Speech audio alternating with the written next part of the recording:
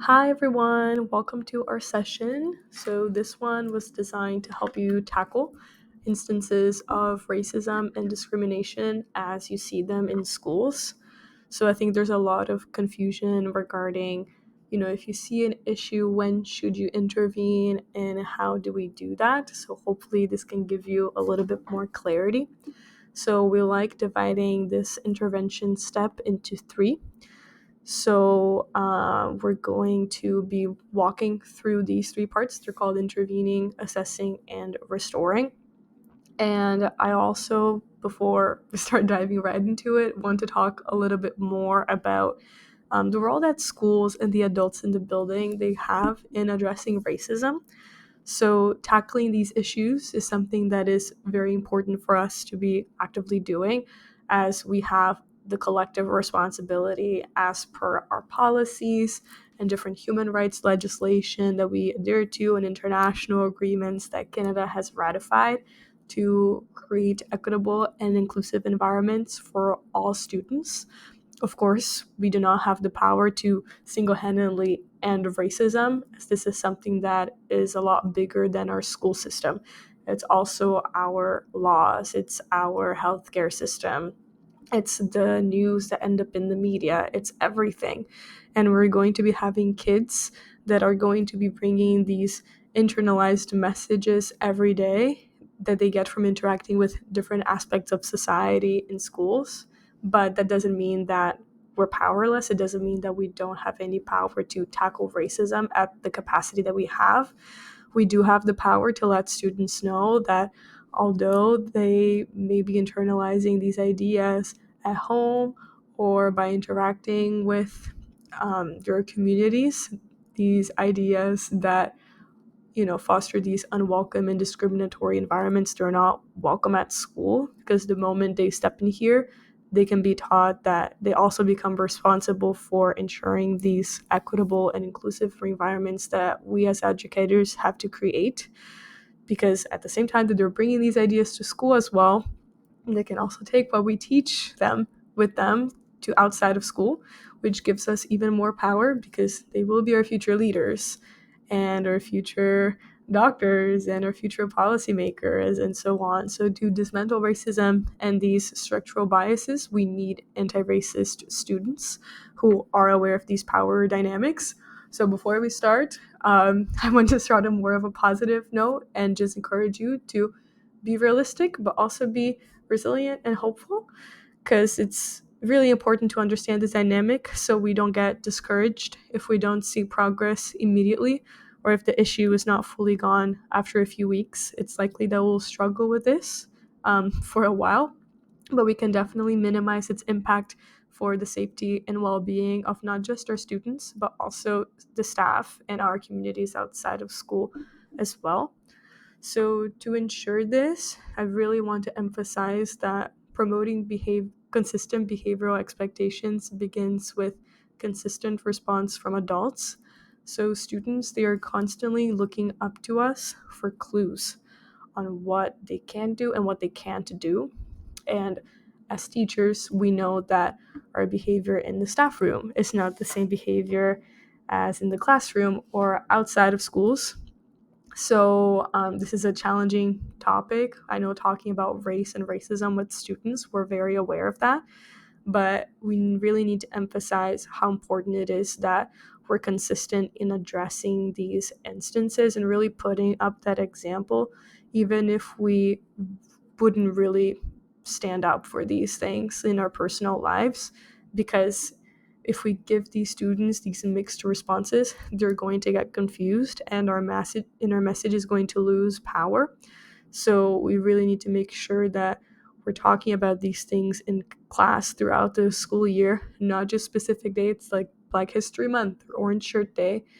Students, they need a place to openly learn and discuss these matters of diversity as part of our collective response. And we also need to be intervening at every instance that we see. So, getting into the specifics, I'm going to skip this one because I kind of just touched on it. Getting into the specifics of responding to the actual conflict that you encounter, there's not exactly the perfect words or a universal script that I can share that will work for every instance that you see, because your response is going to be highly context dependent. And not only they're going to be depending on the context, but they're also going to be depending on the students that are involved and their personalities and their backgrounds. And we just know that everyone's going to be different.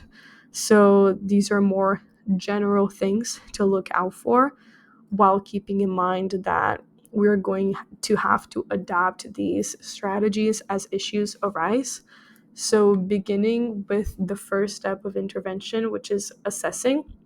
So there's a few key components to assessing situations. I think the first one is identifying whether a situation is discriminatory or not. Sometimes it's very obvious, like a student said a slur, or a student said a very mean and discriminatory joke. There's a clear exclusionary pattern here. But sometimes it's not very obvious because we all carry implicit bias with us and assumptions about other people. So sometimes we may be making comments that are very discreet, but they're actually carrying very unwelcoming and discriminatory messages in the undertone. So it's very important that we stay alert to these things, because sometimes racism may not always be as explicit as we expect. So some things that help include paying attention to how students interact with one another, both in the classroom and around the school. So really looking for those patterns of behavior, such as, exclusion of certain students from group activities or conversations, if there's any unfair treatment, if there's name calling or physical violence, or subtle signs like body language that conveys discomfort or disengagement when certain students are present, and then seeing if there's any relationship between, their races as in these or backgrounds and linguistic diversity to like these. Of course, I think educating yourself also plays a big role in this. So the more you learn about things like discrimination and racism, implicit bias, and microaggressions, the easier it will be to spot these situations. So really take some time to read and attend workshops and explore resources on these topics, because they will not only help you identify discriminatory behavior, but they'll also equip you to intervene more effectively and prevent more conflicts related to racism or other forms of prejudice. I think also reflecting on your own biases is a big one, because none of us are immune to it. It's very important that we take a hard look at our own assumptions and behaviors, and asking ourselves if we hold certain expectations for some students based on their background, or if we're giving more opportunities to certain groups over others. Because if we recognize our own biases, we're also more positioned to challenge them and also spot these biases in other people. And of course, you can always seek support. So if you're ever unsure if a situation is discriminatory or not, don't hesitate to ask for a second opinion. So this could mean talking to your peers or reaching out to me, because I'm also always happy to help, whether it's by providing insight or brainstorming solutions with you. You can shoot me an email at any time and we can figure this out together. Or if you want more resources to, do any of the things that I just talked about, like reflecting on your own biases and, how you can educate yourself, I can also help with that. I think conducting environmental scans is also a big part of assessing, just because your environment is either going to make intervening easier or harder. Because I think ideally you should intervene immediately, but sometimes there are certain things in your environment that you can take advantage of, or that will call for a more delayed response. So you can look at things like, where did the incident occur? Was it happening in a crowded open space like a hallway or a playground where there's other kids that are involved or watching?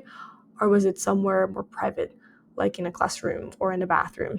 And if I'm in a very open space, are there any other adults or authority figures nearby who could assist if I need them to? Or am I the only person responsible for intervening? Sometimes looking at the context too. So, the nature of the incident. Was it a verbal exchange? Was it a physical altercation? What was the tone? Did it escalate? Is this a one-time thing, or is there a history of similar incidents in this group or environment? Also think about the number of students involved, or the age of students, because we know that we're going to have to intervene, but we do have to keep things age appropriate. So if we're talking about big concepts like structural racism and all this, we might have to tailor our language depending on the developmental age and stage of a certain student. Of course, take a look at timing too. As I said before, sometimes your environment may call for a more delayed intervention. So, for example, if you're in the middle of a lesson and then you heard someone muttering something to another student, you may not want to stop the class immediately. You may want to wait until the class is over so you can talk to these students more privately, and then you can have a more open conversation with the rest of the class later on. So, reading these things and paying attention to your environment can help you a lot. Take advantage of your environment if you can. And I think another big and the last part of assessing a situation is also analyzing the severity, because again, not all situations involving racism and discrimination are going to be on the same level. There's a big difference between an isolated, ignorant comment about someone's, you know, traditional lunch or traditional clothes to an act of physical violence or hate speech. And while they can both stem from racism and we should intervene in both, your approach and intervention to these will be very different. So we classify these behaviors and these level severities into three. So level one, we have subtle or harmful actions. So these could be actions that they may not seem overly harmful at first, but they still contribute to a hostile or unwelcoming environment. They may be unintentional, but they do require correction anyways to prevent escalation. So for example, we could have, microaggressions that we touched on earlier. So, these subtle comments or actions that perpetuate stereotypes. So little comments like, oh, you're from X race, then you must really like Y. Or, oh, like, you must be bad at this because you're from X background, and so on. I think things like inappropriate jokes or comments based on stereotypes, things like exclusion and sensitive remarks that show a lack of cultural awareness of respect, they would all be part of level one. So some of the things that you could do is like having a conversation with the students, but then afterwards providing like a written warning, or using this moment as a teachable opportunity where you're explaining why the behavior was inappropriate and the harm that they may have caused, and engaging the student activities about respect, diversity, and inclusion, and giving them reflective assignments or discussions. Level two would be overtly harmful actions. So these are more visible and often intentional acts that cause significant emotional distress or disruption. They're often intentional. So examples could be the use of racial slurs or targeted harassment, like persistent or focused discriminatory behavior, repeated discrimination acts, or social media misconduct, like posting discriminatory or harmful content online. So a little note on the social media misconduct. While some posts, they may fall into level two, such as, racist memes or hate speech, or, discriminatory memes or jokes that, are not funny and they're racist. These would be level two, but sometimes like that can easily cross the line into hate speech, and that automatically escalates to level three because of its impact and potential to incite real world harm. Again, there's a difference between making a joke about, oh yeah, students from this specific race are dumb, let's say, and students from this specific race need to be completely eliminated from the world. Like, there's a very clear difference. Of course, they're both horrible, but I think having this awareness that, there's a difference between little comments and full-on hate speech, and hate speech needs to be treated with a lot more seriousness than simply inappropriate comments and jokes. So some of the things and intervention steps you can think of here could be like a suspension, either in school or out of school, based on, the severity and all that, or implementing mandatory counseling sessions, or working with the student's family to ensure that they understand the seriousness of the behavior and they're involved in supporting their child's progress. Of course, we don't want to be suspending every student immediately. I think ideally we would come from a restorative justice place where we give them an opportunity to take accountability and we really try to foster that empathy. But at the same time, we do need to immediately stop the harm as it's happening. So if we have a student that, is continuously displaying discriminatory behavior on a school bus and that's impacting other students, then we would ask that you suspended the student's ability to take that school bus until the situation is further under control. And then level 3, which is the last one, would be the more serious violations with very severe consequences. So these are more deliberate acts designed to harm, intimidate, or threaten individuals or groups.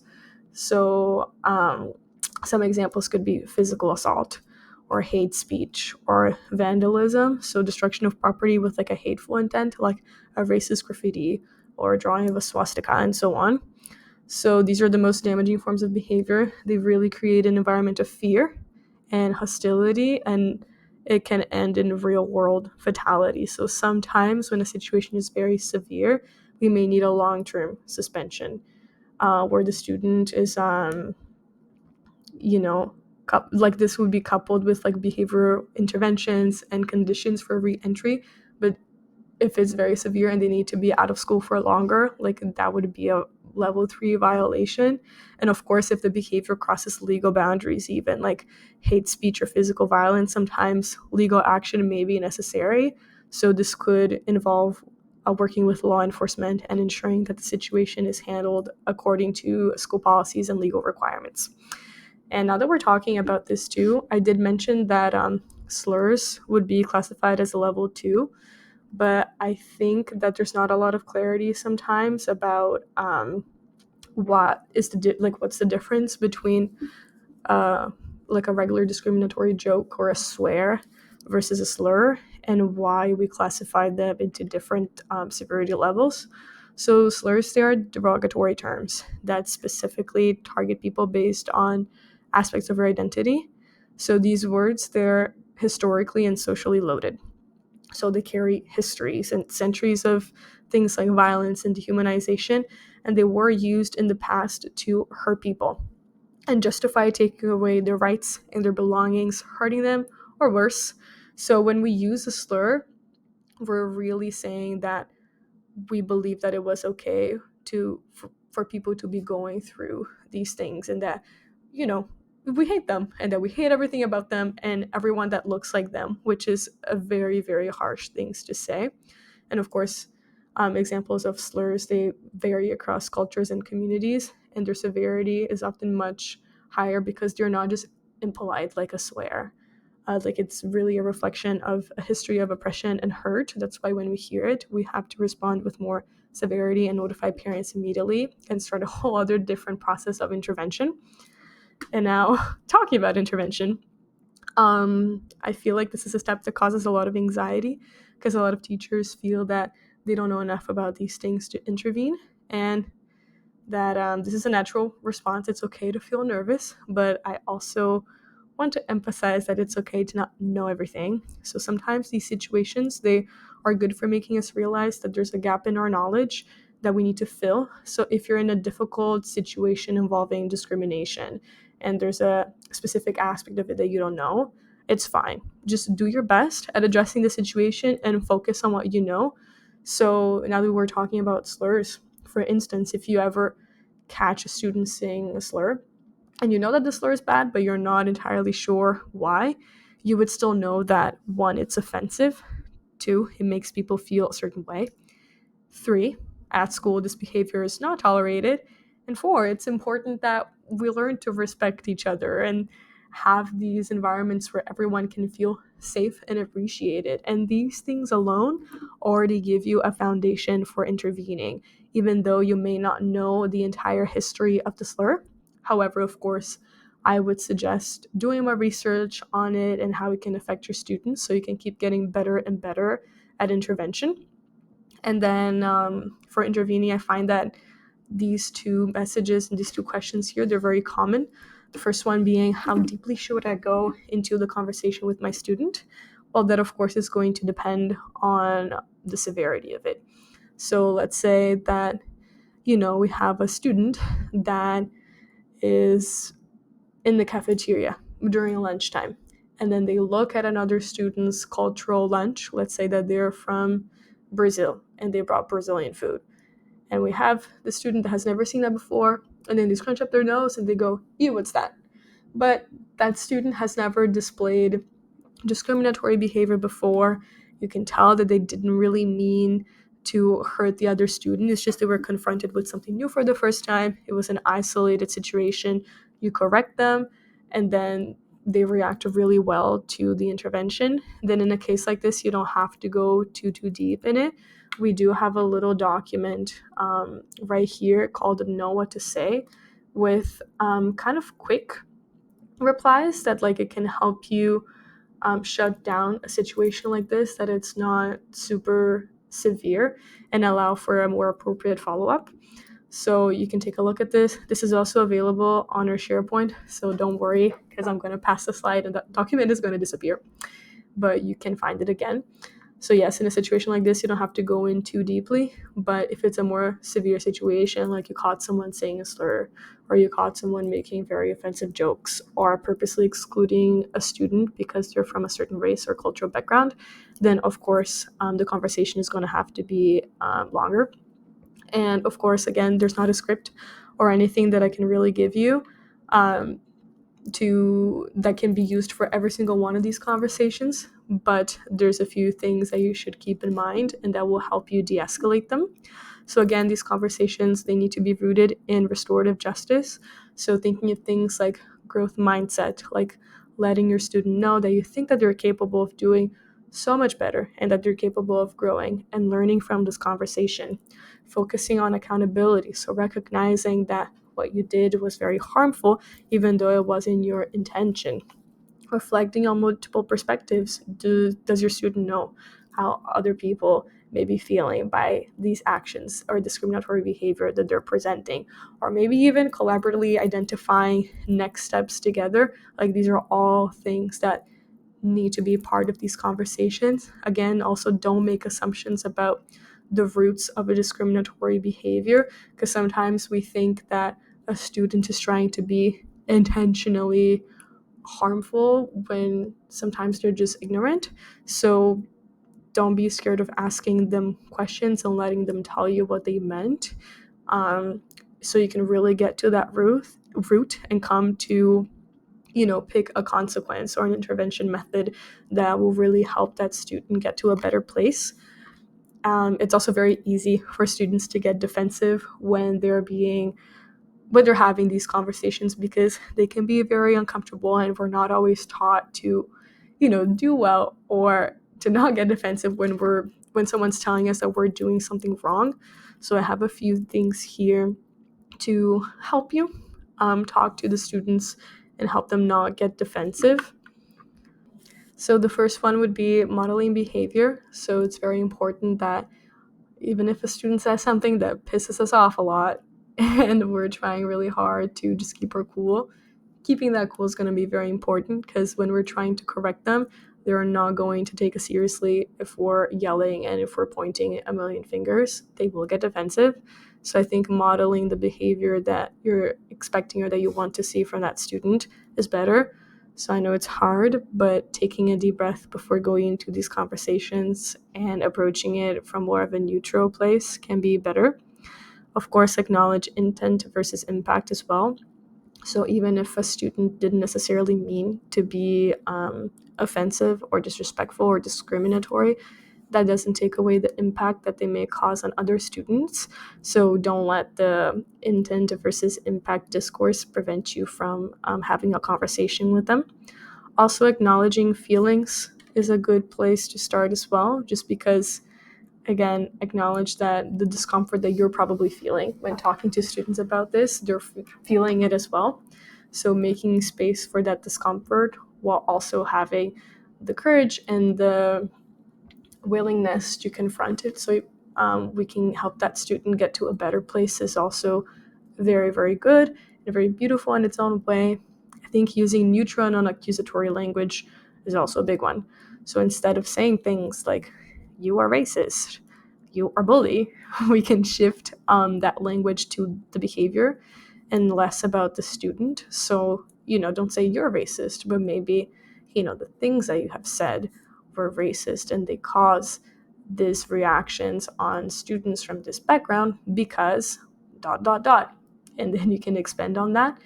On that note, I think I statements also can help you de-escalate situations. So focusing on your own perspective and explaining I felt this way when you said this can also help.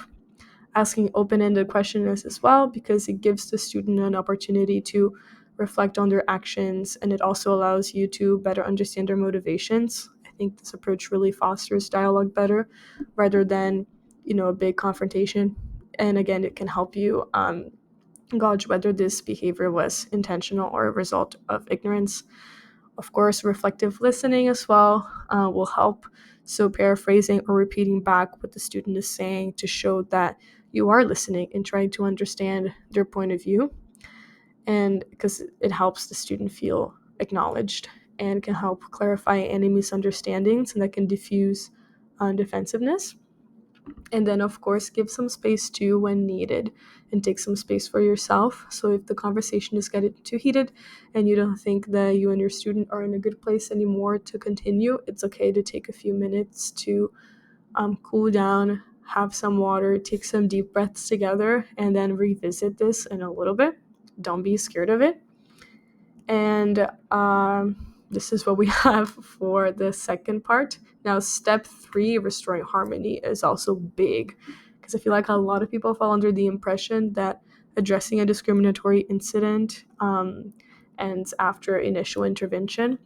But that's not the case. Restoring harmony is also very important, and it's going to require more than an immediate fix. Like, it's going to be an ongoing process, because sometimes students, they don't immediately show what they're feeling or how they've been affected, and you really need to be checking in with them to make sure that they're okay, they're feeling supported, and that if they need clarification on a situation once again, or if they need another conversation, that there's room for that.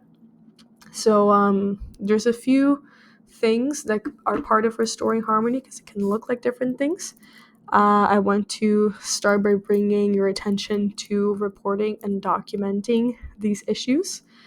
We ask you to do that through PowerSchool, because it is through that data that we can help you identify gaps in your system and see if maybe we need more specific training on a certain topic, or if we need a program or more funding to target a specific issue, and so on. So you letting us know what's happening in schools makes it easier for us to know how to support you. So please don't forget to do that. We also ask that you keep parents informed of what's happening. So if it's a less severe instance, so not a repeated pattern of behavior, it was like a very isolated thing, the student reacted really well to the correction, and you didn't struggle with this again, then it's not crucial to notify parents. But of course, if it was intentional or severe, reoccurring, please let them know. And just an FYI for the educators that may be watching this, it's also very understandable that talking to parents about sensitive topics like diversity, discrimination, including with parents, can cause a lot of anxiety, because there's a lot of concern about how parents are going to react, whether they'll disagree, whether they'll question the approach, or even, challenge the necessity of teaching these topics in schools, which are all very valid worries. But I really want to reassure you that this is not something that you should fear or shy away from, because our curriculum explicitly includes teaching about diversity and fairness and combating discrimination. So these topics are not optional, like they are essential to preparing students to be compassionate, informed, and active members of society. And not only we have that as part of our curriculum, but we also have policies that ensure that say that you have to have these discussions with students, and that we have to do things to prevent and address instances of discrimination from happening. So don't be afraid to stand your ground. If a parent is being difficult or expressing concerns, you can rest assured that us here at district and are ready to back you up. You're not alone in this work. We're here to support you every step of the way. So don't be scared of talking to them. Following up with the involved parties is also very important, not just parents. So first, it's important to follow up with the student who caused the harm, just because if you applied any consequences or restorative activities, this is an opportunity to see if progress has been made. So you can ask questions like, have they reflected on their actions? Do they understand that their behavior was harmful? Are they committed to making changes? And these check-ins, they're not exactly about monitoring, they're just about ensuring accountability more and offering guidance, because sometimes the students may need extra help processing what they learned and more help figuring out how to move in a positive way. So you may have to tailor some of the options that were presented to the student and work with them. And onto the other side of this, it's also very important to check with the student who was harmed by the action if this was a situation that involved more than one student. Sometimes it's easy to forget about them too, and we really don't want the student to feel like they don't matter or that we're not caring about their feelings, because we do.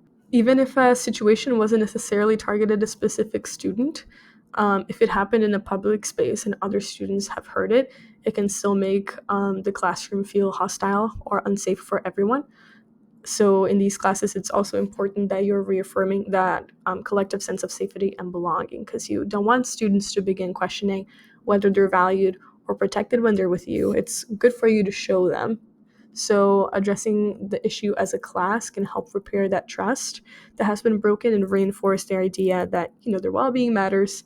And then again, you can continue to be checking in with the group later to ensure that everyone feels safe and included moving forward. Also, remember to be transparent with the affected parties, because you really need to be communicating clearly about how you're handling the situation and any steps being taken to prevent future harm. So, if the affected student feels like nothing was done and they're not aware of anything that the school has been done to address a situation and work with the student who caused the harm, it can lead to feelings of distrust and isolation and disconnection. So, for example, if a student's being targeted because of their race, and you implemented like specific strategies like counseling for the student who did the harm or reflective activities or doing with the family, ensure that the people that were harmed know about this.